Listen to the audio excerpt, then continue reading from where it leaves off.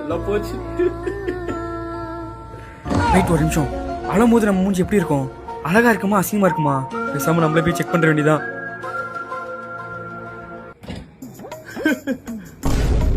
என்னடா மூஞ்சி இது? வாய் ஒரு பக்கம் போகுது. இல்ல இல்ல, கண்ணு தூச்சு. ஏதோ இப்பதான் தெரியுது நம்ம அழும்போதியா எல்லாம் சிரிச்சாங்க.